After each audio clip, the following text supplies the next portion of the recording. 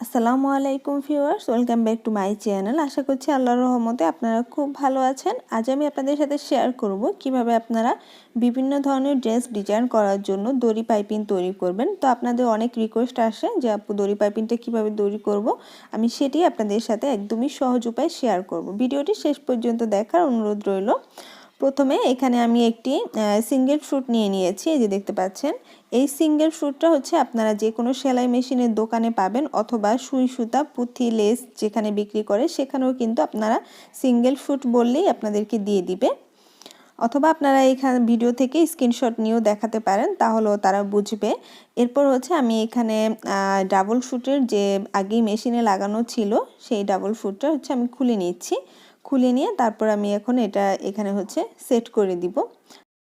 তো আপনারা ডাবল ফুটটা যেভাবে খুলবেন ঠিক সেভাবেই কিন্তু এটা লাগিয়ে নেবেন। এখানে যে ঘোরানোর যে পার্টসটা আছে সেই পার্টসটা হচ্ছে প্রথমে একটু লুজ করে নেবেন। এরপর এটা এভাবে ঢুকিয়ে তারপর হচ্ছে এভাবে করে ঘুরিয়ে টাইট করে নিলেই হবে।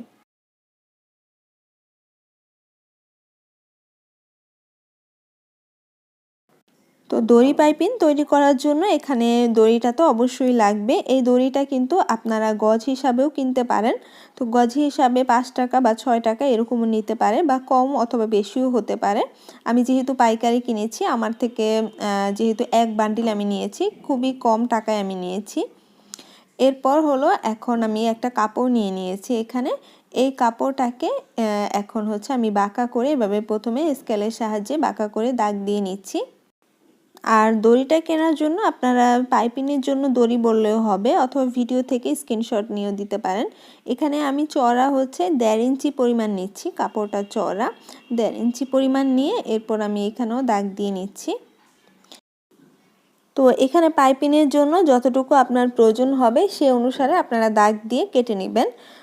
আমার এখানে যতটুকু প্রয়োজন সে অনুসারে আমি কেটে নিচ্ছি। আর কাপড়টা যদি লম্বা হয়ে যায় তাহলে তো হয়ে গেল, না হলে আপনারা কিন্তু জোড়া দিয়ে পাইপিংটাকে বড় করতে পারেন। প্রথমে কাপড়টা জোড়া দিয়ে নিলেই হবে। তো এখানে হচ্ছে আমি কয়েকবার মানে 2-3 বার কেটে নিচ্ছি, যেহেতু আমার একটু বড় ধরনের পাইপিং লাগবে সেজন্য।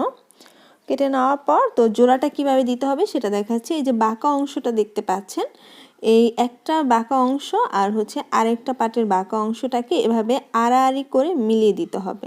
আপনারা একটু খেয়াল করুন, স্ক্রিনে একটু খেয়াল করুন যে আমি কিভাবে মিলিয়ে দিচ্ছি। এভাবে আড়াআড়ি করে যখন আপনারা সেলাই করবেন তখন দেখবেন যে সেলাই করার পর এটা এমনিতেই সোজা হয়ে গিয়েছে। তো আমি প্রথমে বাঁকা করে এভাবে সেলাই করে নিচ্ছি। সেলাই করে নেওয়ার পর এই যে দেখতে পাচ্ছেন এটা কিন্তু সোজা হয়ে গিয়েছে। তো বাড়তি যদি কিছু কাপড় থাকে সেটা একটু করে কেটে নিয়ে সমান করে দিতে হবে। একইভাবে আমি এই পাশেও একটা জোড়া দিয়ে নিয়েছি। জোড়া দিয়ে নেওয়ার পর এখন হচ্ছে প্রথমে যেখান থেকে পাইপিং শুরু করবেন সেখানে হচ্ছে একটু সোজা করে কেটে দিবেন। তো এরপর আমি এই দড়িটাকে মাঝখানে দিয়ে তারপর কাপড়টাকে এভাবে সমান করে ভাঁজ করে নিয়েছি। নেওয়ার পর প্রথমে হচ্ছে দড়িটাকে কাপড়ের সাথে আটকে নিতে হবে, না হলে দেখা যায় এক পাশ সেলাই করলে আরেক পাশ থেকে এটা খুলে চলে আসবে। তো সেজন্য এভাবে করে আটকে নিয়ে তারপর হলো একদম দড়িটার কাছে লাগিয়ে তারপর সেলাই করতে হবে, যাতে করে ফাঁকা না থাকে বা লুজ না থাকে সেটা খেয়াল রাখবেন।